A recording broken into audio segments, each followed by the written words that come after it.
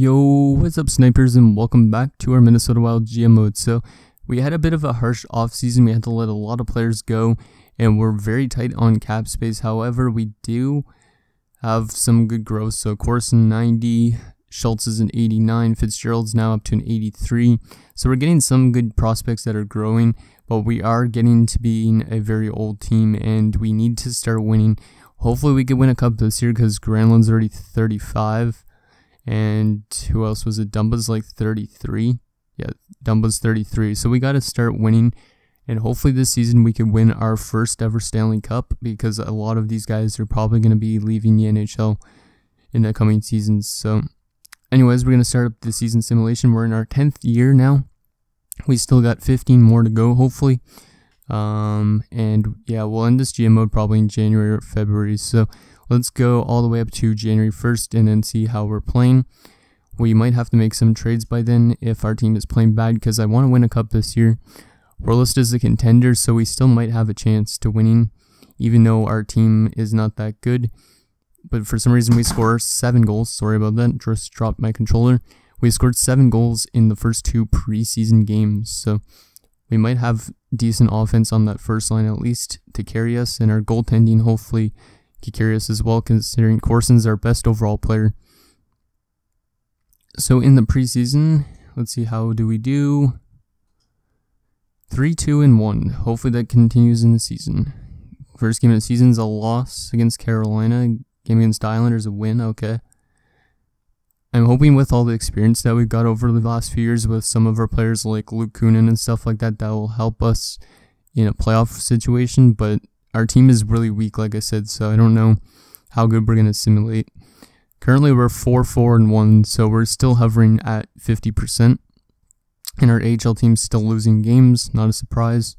But it's a good year for rookies, so if for some reason we have a really bad season, we might have a chance at a top prospect, which would be good, considering we need players to, our old players we need to switch out with younger players.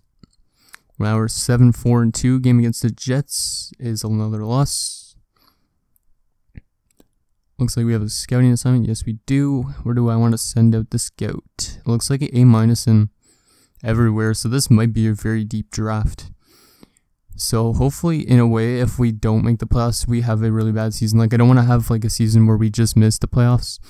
I'd rather have a season where we're really bad or a season that we're really good, and that way we have a better chance at either a top prospect or a Stanley Cup.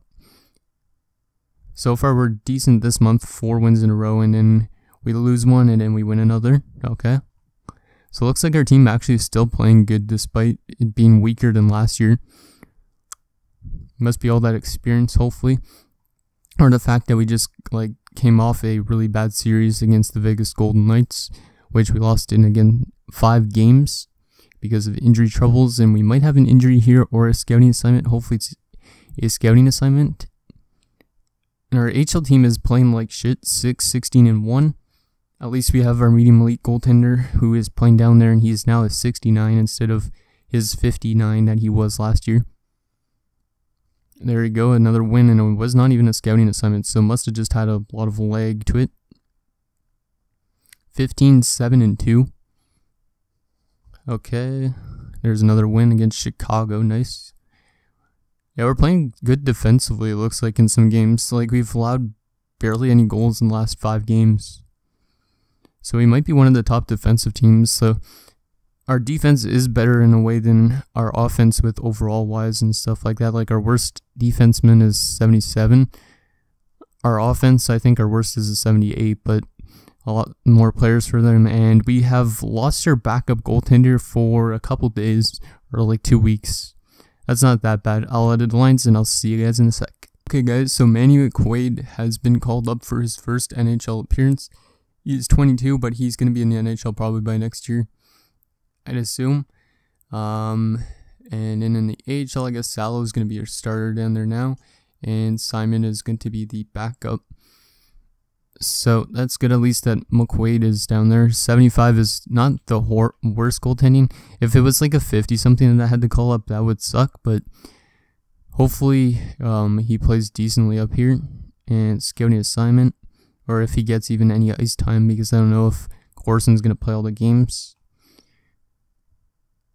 There's back-to-back losses, and Korbov is back, so we're going to have to send back down McQuaid. Wait, actually, did McQuaid play any games? No, he did not. He got called up, but we didn't play him, so he does yet to play his first NHL game.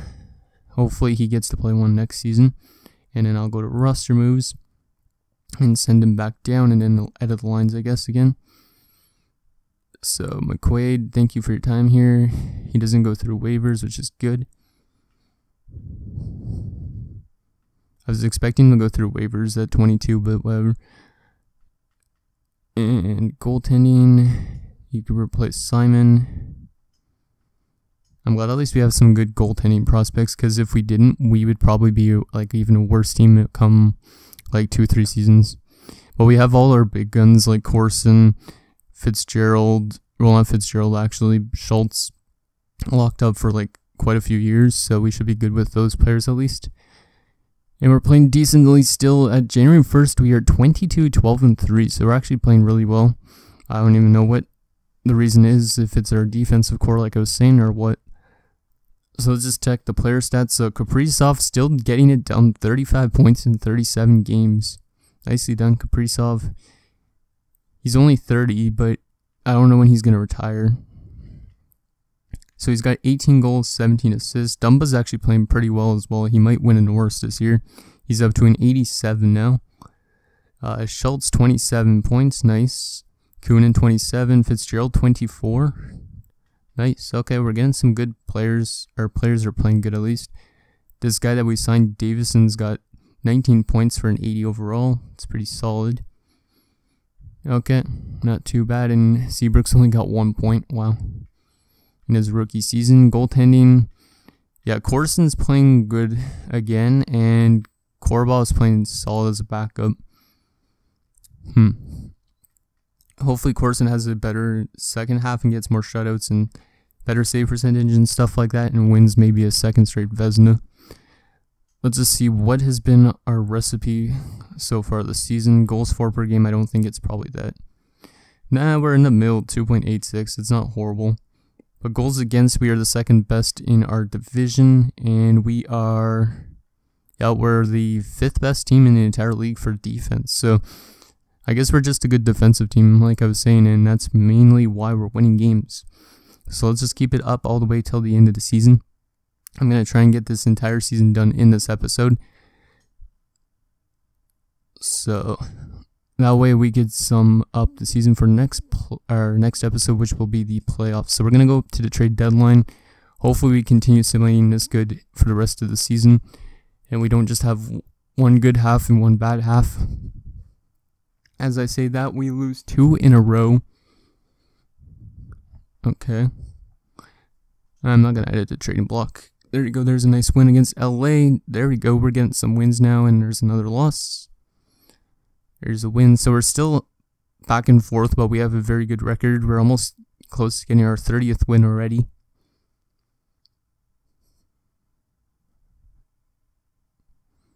Looks like we have like an Eastern team road trip pretty much.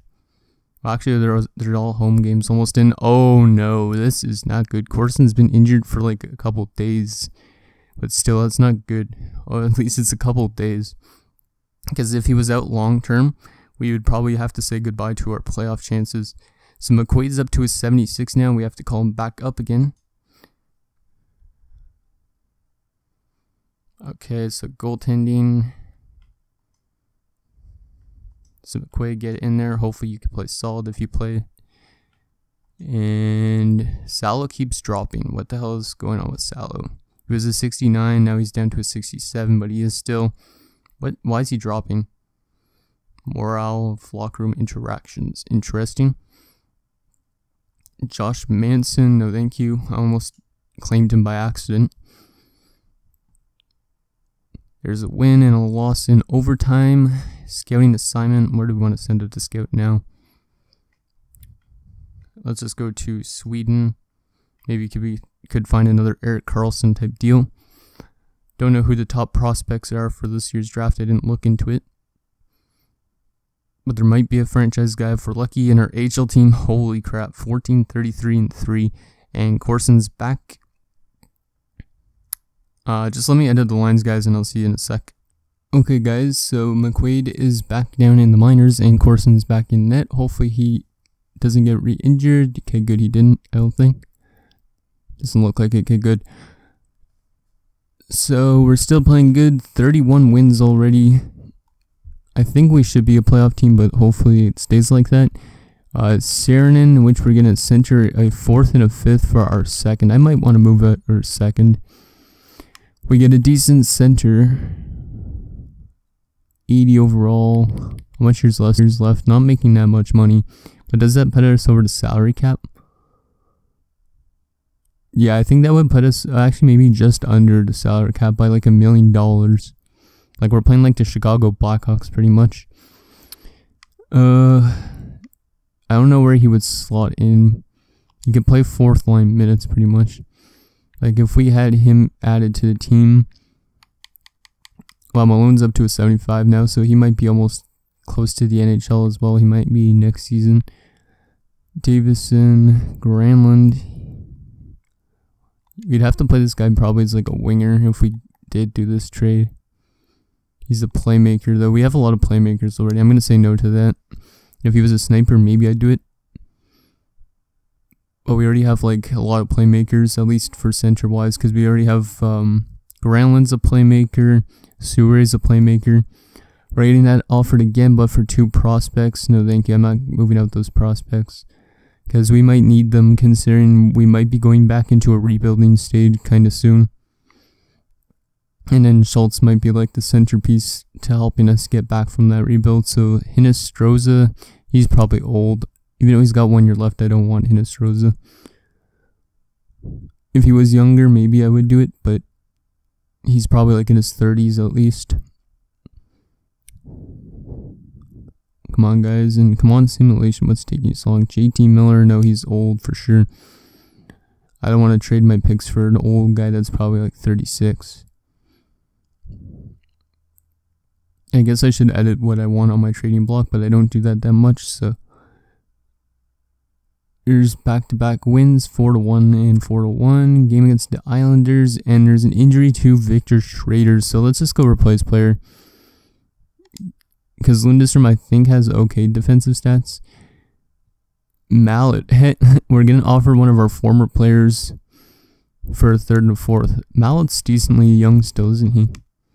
I don't want to bring him back, though, I don't think. 75. Wow, he dropped off a lot because of his ice time, I think. I'm going to decline that. I just want to move him out, probably just because of the fact that he's losing morale. Like, he probably requested a trade. Okay, so Max Jones. Oh, I'm not trading McQuaid. McQuaid might be my future backup, so. Okay, so we're 36, 19, and 8. I don't think I'm going to make any moves here at the deadline, but I'm going to show you guys. Let's see. We're actually we're in one of the last wildcard spots, but by a couple points. I'm just going to keep it the same, and hopefully we make the playoffs. So I'm just going to go 1 day past the trade deadline and then show you guys all the trades that happen, just like I've been doing for the last couple seasons. Just because I haven't been making trades, you guys probably still want to see what's going on around the league, so why not? Let's see. Oh wait, it's actually all the way over here. There you go. So player pick and trading. So I'll just scroll through this. You guys can pause it because there's a lot of them, it looks like. Oh, Nicholas Whiting was traded. Wait, from New Jersey to Arizona. I thought he was already with Arizona's AHL team. So our former goaltender traded. Anything else that looks interesting? Zaka. Okay, so yeah, that's all the trades. Not a lot actually in comparison to past seasons. But those are all the trades that have happened. If you guys wanted to pause it at that point, you could go do that. I guess we'll show you guys the draft class quickly as well.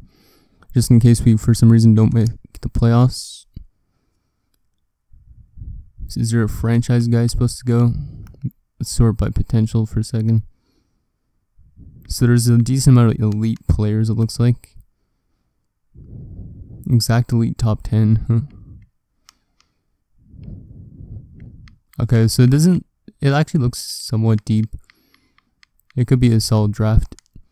It's hard to tell at this point.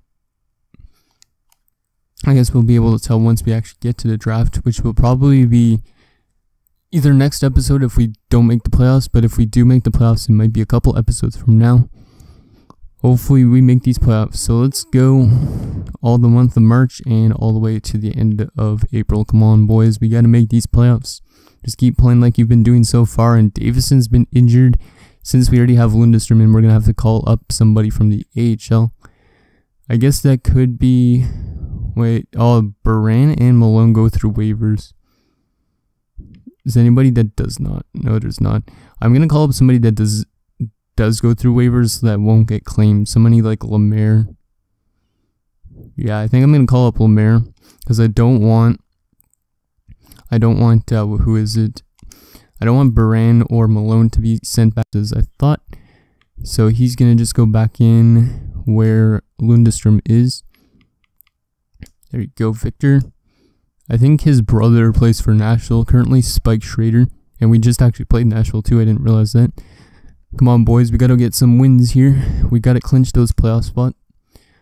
If we could just squeak into the playoffs, there might be some cheese and we might be able to have a chance to actually win the cup. Because a lot of teams that just squeak in just barely win the cup somehow. And Lemaire's been injured. What the hell is this? He gets called up. He plays a couple games and then goes down with an injury. Davison is back though. That's good news. So Lundestrom, you're out. And Davison was a center, but we were playing him on the wing. Just because he's got bad face-offs for a centerman. There you go. There's an OT win. There's another win. There you go. Win 3, 4 actually in a row. 5 in a row. This is huge because we need those wins. Because their record looks a bit scary on the iffy side. So Lemaire's is back, but he's a depth guy. We'll just leave him up here as a depth guy because he's not growing that well. Don't think he's going to be an NHLer anyways. There you go. Winning some games. I think we should clinch soon. Please just clinch. I want to see that clinch thing. There you go. There's another win. There's another win. And there's a loss. Come on. Did we clinch? I don't know if we clinched or not. Hopefully we did. Our HL team got 50 regulation losses. So let's see. Who are we up against if we are in the playoffs? Yes, we did make the playoffs. Actually almost just barely. But 104 points this year. That might be our best yet. 77 points for Kaprizov. Nice. Okay, so let's just do a season wrap-up. So let's just see where we finished in the standings and all the player stats. And then we'll see who we're up against in round 1. And that'll be it for this episode. So the Oilers finished first. We finished actually top 10, 9th in the league.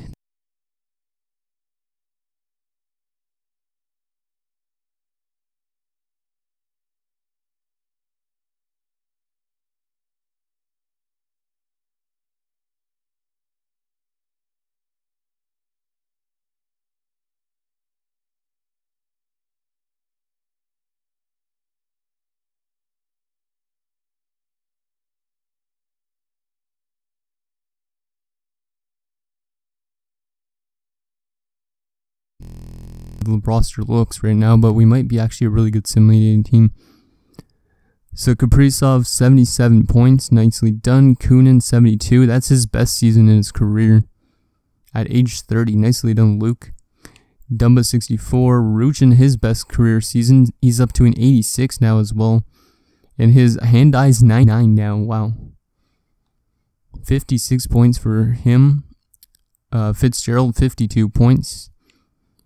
Schultz 51 points, Granlund 46. Even though he's 36, he's still putting up points. Nicely done. Souray 40 points, Davison 38, so on like that. And goaltending, let's see, how did Corson do for the last half of the season? 928 save percentage, 5. Wow, okay, that might be close to another Vezina Trophy winning season for him. McQuaid actually managed to play one game and he lost in overtime, but he let in a lot of goals that game. Yeah, he let in 5 goals. Wow. Okay. And let's just check the AHL quickly as well. I'll just scroll through this. A lot of minuses as always. And how about our medium elite goaltender? How did he play? That's the main question. 6-6-1. That's his best yet, because the last few seasons he's had like really bad records when he's played. But he is growing. He might be an NHL goalie eventually, or he might be trade bait. Okay, so finally, let's just do the last part of the season wrap up where we see who we're up against in the first round. Hopefully, it's somebody that we've like played before that we know we could beat. Who is it going to be? Please be easy. Please be easy. The Chicago Blackhawks. Wow. Okay. So if we would have kept Jonathan Toews, he would have been playing his former team. But we have to play the Chicago Blackhawks for, I think, the first time ever, which is kind of weird because in real life they played each other a couple times. Chicago hasn't been in the playoffs in quite a while, actually, too, because they've been in a rebuilding stage like us. They've been getting a lot of top picks. Like, I think they have Andrew Del Rio. Yeah, this is a scary-ass team. Holy crap. Andrew Cramps, 90 overall. Vince Lewis, 91.